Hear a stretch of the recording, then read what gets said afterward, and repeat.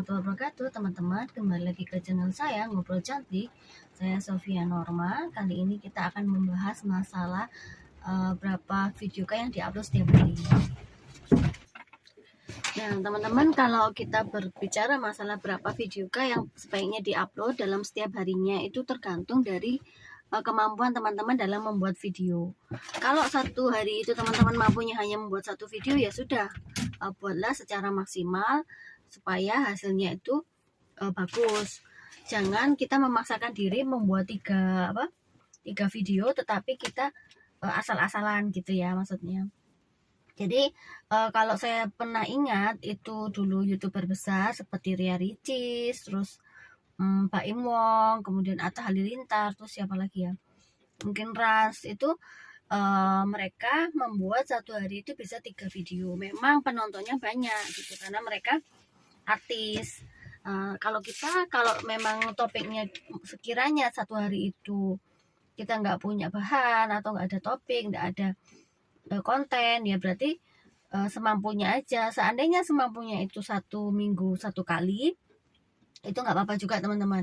Kalau mampunya itu satu minggu 2 kali juga nggak apa-apa. Jadi tergantung dari kira-kira kita konsistennya bisa seberapa gitu untuk videonya. Kalau memang kira-kira konsistennya satu hari sekali, silahkan. Kalau konsistennya seminggu 2 kali juga silahkan. Karena jangan memaksakan diri kita, nanti kalau kita paksakan jadinya malah nggak bisa konsisten gitu teman-teman. Itu yang pertama. Kemudian yang perlu kita ingat lagi, selain berapa banyak video yang kita upload, juga durasi dari setiap videonya. Jadi durasi dari setiap video itu juga kita harus pastikan kalau bisa ya minimal kita bisa bikin 10 menit gitu. Jangan terlalu panjang juga kalau untuk pemula ya teman-teman, karena ya selain yang nonton bosan, terus kemudian kita nggak maksimal. Nanti kalau cuma nontonnya dia itu cuma 2 menit 3 menit padahal videonya panjang gitu teman-teman. Mungkin maunya itu supaya jam tayangnya itu cepat tercapai ya, tapi padahal kalau kita pendek-pendek tapi sering itu juga bisa teman-teman.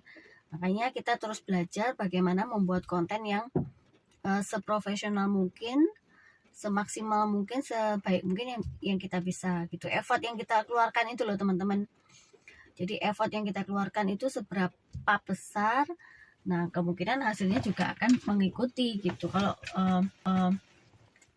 yang penting tuh dalam setiap video itu punya pesan apa itu ya teman-teman. Seperti kemarin kita ulang-ulang lagi bahwa jangan hanya mengupload yang tidak ada pesan, kecuali mungkin itu videonya punya narasi sendiri ya.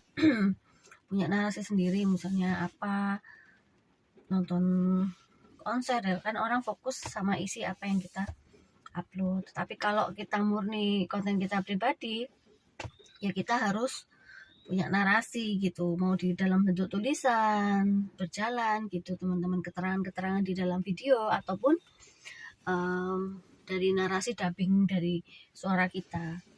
Memang sebaiknya kita punya ciri khas dari setiap video, baik itu dari ciri khas thumbnailnya, ciri khas isinya, temanya gitu teman-teman. Jadi seperti saya punya pengalaman, ada 2 atau 3 video saya itu jumlah view-nya banyak. Waktu itu tentang masak-memasak. Saya juga heran kenapa kok satu video saya itu bisa naik gitu ya teman-teman. Saya lihat-lihat sih memang dari thumbnailnya. Saya waktu itu buatnya memang bagus dari videonya. Kemudian dari pencahayaannya sama kualitas waktu itu pengambilan gambar untuk thumbnail gitu, itu bagus.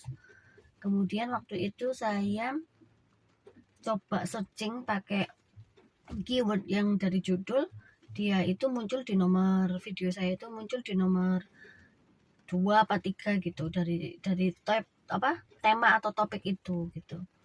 Makanya sebenarnya ya kita nggak bisa ya menyingkirkan bahwa nggak perlu kita asal upload aja setiap hari, ya nggak iso gitu. Sampai kapan kita mau seperti itu? Meskipun orang yang bisa berhasil dengan hanya upload sesuatu yang simple, yang nggak perlu effort besar, itu ya pada akhirnya dia akan punya narasi gitu, narasi apa yang dia sampaikan di video-video setelah itu, setelah dia viral misalnya. Itu teman-teman. Jadi kita tetap harus belajar sih, saran saya ya. Meskipun teman-teman bilang udah asal-asalan aja udah bisa, tapi enggak, tetap menurut saya itu kita tetap harus mau belajar supaya apa yang kita capai di kemudian hari itu bisa lebih banyak. Gitu ya teman-teman ya. Semoga kita semua bisa mengambil hikmah dari setiap topik atau materi dari tutorial-tutorial yang sudah ada. Kemudian kita juga bisa selalu belajar positive thinking terus, apapun yang terjadi, misalnya saling support, kemudian kok belum mengunjungi balik, yaitu positive thinking aja, karena kan setiap orang punya kesibukan. Terus kemudian setiap orang pasti ada jam-jamnya atau waktunya dia kapan akan mengunjungi gitu teman-teman. Jadi positive thinking, yang penting terus berkarya, terus membuat video dan konten, kemudian tetap saling support semaksimal kita. Jangan lupa juga untuk pemula melakukan pengaitan video, misalnya salah satunya dengan menonton channel-channel besar, kemudian kita memakai email lain untuk menonton video kita supaya kita bisa mendapatkan penonton-penonton yang alami. Dulunya video saya sebelum saya mengenal apa itu Oplos, video saya itu hanya ditonton sedikit sekali, karena kan saya pikir YouTube itu seperti sosmed biasa, jadi kita punya status, terus kita upload, kita punya video, kita upload. Nah waktu itu saya pikir video itu saya upload aja gitu. Kalau Instagram atau Facebook kan seperti itu ya teman-teman ya, kita upload video, kita upload foto, kemudian nanti ada yang lihat, ada yang like dari teman kita. Nah saya kira sosmed YouTube ini seperti itu, ternyata enggak. Kalau YouTube itu video-video kita bisa direkomendasikan ke seseorang yang meskipun dia belum subscribe ke kita. Pernah nggak teman-teman lihat home atau beranda, banyak video-video yang berseliweran padahal kita nggak subscribe mereka gitu. Nah itu yang merekomendasikan adalah YouTube. Makanya teman-teman tetap harus belajar ya kitanya untuk mengaitkan itu, yaitu alam ya, entah trik itu berhasil atau tidak, tapi nyatanya dari bulan November saya mulai mencoba belajar apa sih ini gitu. Ternyata ya memang dulu terakhir sebelum saya mengetahui itu, subscriber saya itu sekitar 300 sekian ya teman-teman ya, hampir 400. Dan sekarang sudah 940-an gitu. Jadi moga-moga bisa mencapai monetisasi dalam waktu dekat. Jadi itu bisa mencapai itu kira-kira dari bulan Desember ya, Desember, Januari, Februari.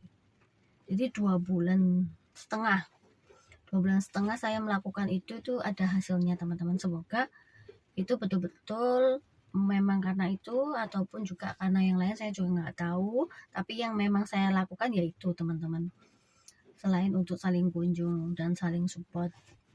Ya udah teman-teman, semoga usaha, pekerjaan, dan apapun yang kita lakukan itu membuahkan hasil, baik dari segi barokahnya, baik dari segi finansial dan lain-lain. Tetap semangat, tetap bersyukur. Terima kasih sudah menonton, like, komen, dan subscribe. Jangan lupa juga like